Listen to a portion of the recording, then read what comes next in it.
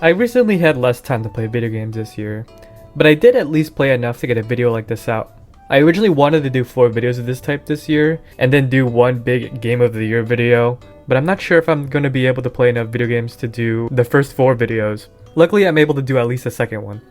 Either way, here's a list of vaguely ordered games that I've played in the second quarter of 2023.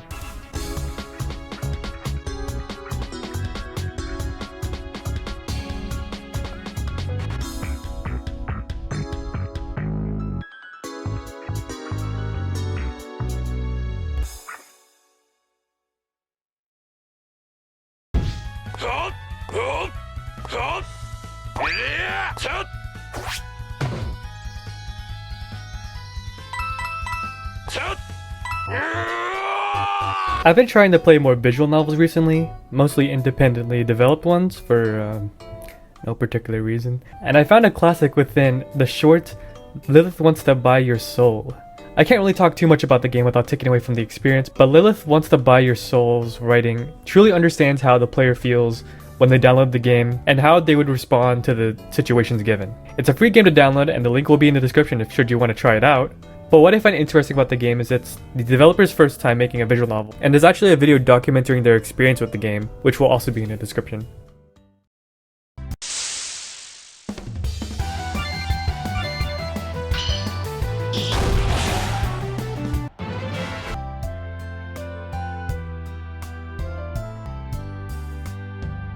I don't play many rhythm games, but that's mainly because I personally don't look for rhythm games to play, since they're mostly about getting a perfect score in a given song or level. That arcade experience is not really what I'm looking for in a rhythm game. I do look forward to indie developers' takes on the one-button rhythm game genre, a genre pioneered by Nintendo's Rhythm Heaven series.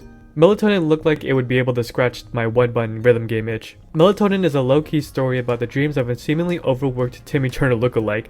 Unlike most one-button rhythm games, Melatonin actually has 3 buttons to it. Holy shit. While not every level actually uses those 3 buttons, I thought this was a really cool idea. Each level individually is a warped perception of the protagonist's reality. The game takes place in the mind of the protagonist and feels like an exaggerated self-reflection of their desires and daily life. I appreciated a lot of the theming, but some of the games felt mundane in comparison and didn't invoke the same dreamlike wonder the rest of the games had. And I suppose this point is entirely subjective, but I felt like that this game did not have as much charm as one-button rhythm games tend to have. To be clear, I do not have a problem with the game's visuals and its delivery on dreams. I kind of felt like they could have done more.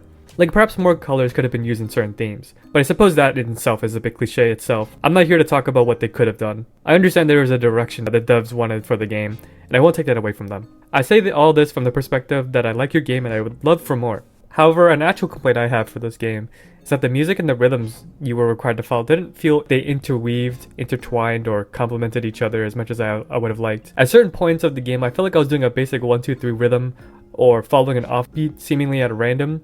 It gave me the impression that the music in the game were made in separate points of development, but aside from that, I still think it's a worthwhile experience, and don't let those bad points scare you away from trying it out. I personally think it's a very great one-button rhythm game, and there's not many one-button rhythm games like it. Hoping some band of heroes would defeat me, and thus bring an end to this empty dream.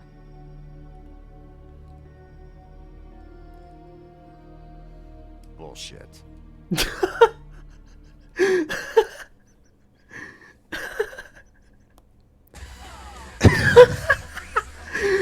If there's one concept I've been practicing in my life, is to romanticize my mundane routine. That is to find joy in anything.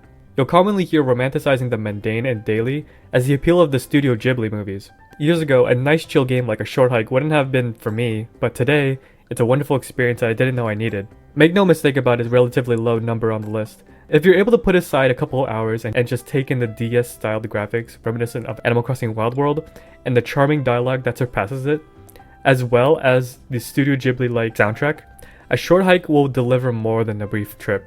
Like its inspirations, a short hike will put you in a foreign world, yet make you feel welcome in more ways than someone saying you're welcome here can do. I can't really talk more about the game without taking away from the experience, any more than I already have, so please pick up a short hike if anything I said interests you.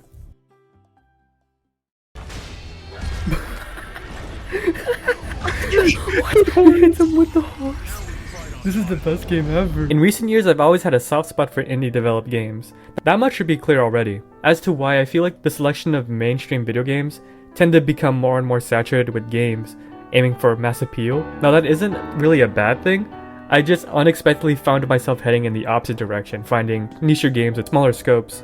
And I tend to find myself finding visibly more passion. Kuroi Tsubasa was one of those games, a visual novel that, while can be correctly assumed as amateurish, is obvious that the team behind Kuroi Tsubasa wanted to tell the story that they've had in their head longing to tell, in some way, in some fashion, which I feel like a lot of people can relate to, but I especially relate myself. It's kind of funny, because you can probably tell that sometimes the art style clashes with itself. While it can easily be a thing of multiple artists working on different assets, I personally find that the art style changing is to be an example of growth. And those are just little things that I've picked out throughout the game that I felt like were examples of passion. Something you wouldn't really find in mainstream games. While that might be me looking into things too much, I find if this is on purpose that it's outright genius. The beauty of indie games like this is that because they're independently made with clear intentions to tell the story that they want to tell in their way, whether or not they hit the mark or not, they're often more expressive, and while you might not like it, it's the games that they wanted to make, not adhering to anyone but themselves. All this to say that Kuroi Tsubasa was clearly made from love,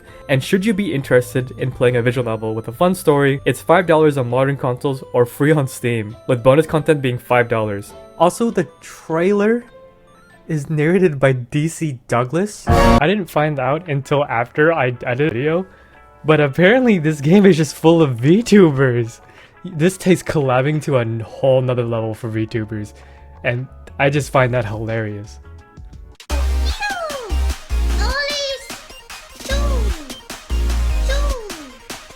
FBI is watching you, Oni-chan. Oh, it's this fucking guy.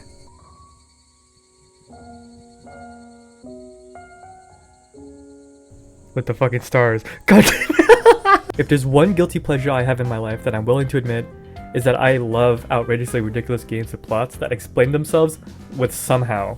As much as I love my RPGs that span over 60 hours with intricate plots that are sewn with conflict, character arcs, and relationships and heartbreaking moments, I'll always want an equal amount of dumbass plots like how Gal Guardians explains that your high school has become a fucking Castlevania castle because of a prank. Gal Guardians is a spin-off Metroidvania set in the universe of the Galgun series, and it's a surprisingly serviceable Metroidvania. Those who can accept both sides of the self-aware anime lewd humor in a linear Metroidvania will get a pretty surprisingly fun experience. Where I'm somewhat resistant in trying out one of the millions of Metroidvania games on Steam, Gal Guardians had me by the neck with its funny referential Metroidvania commentary and fan service to those familiar with the Galgun games.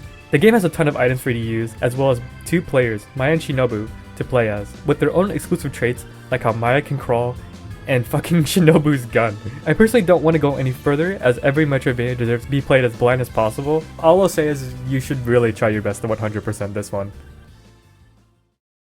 Let me show you this year's Game of the Year.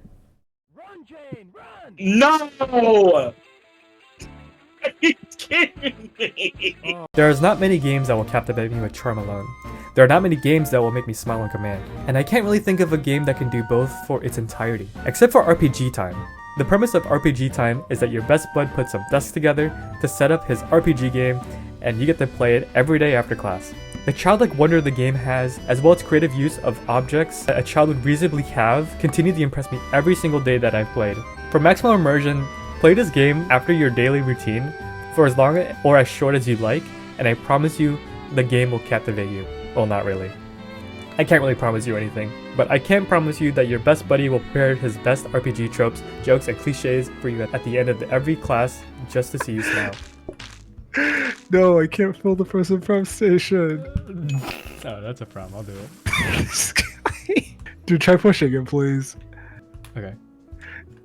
Dude, what the fuck? During middle school and high school, I used to treat video games as disposable entertainment. I only ever wanted to scratch the thrills of the highest highs of the climactic stories without having to absorb the journey and learn from it. I say this because there's a ton of games I played in the past, but I've never let them resonate with me, as I was only looking for the fun or good aspects of any given game, without actually experiencing and taking in the full game and the intentions of the developers, appreciating the bigger picture. Clock Towers is one of those games that I played and finished, while not really letting it resonate with me back in middle school. However, playing it recently again, holy shit, I've missed this type of storytelling and gameplay. If I were to explain Clock Tower to someone who hasn't played it, I describe it as a really mysterious and a scary escape room. You can really feel the confidence the developers had when creating this game to let the game just let you feel the way that they want you to feel every step of each dark hallway, insect-ridden rooms, and unsettling set pieces throughout the experience. Do not let the old retro aesthetic ironically scare you from trying this game out. The entire feel of the game had me captivated every single second of my playthrough. I ended up having more games than I thought I would have for the list. I've decided to not talk about some of them for a future video, but also the video's over and happy birthday me.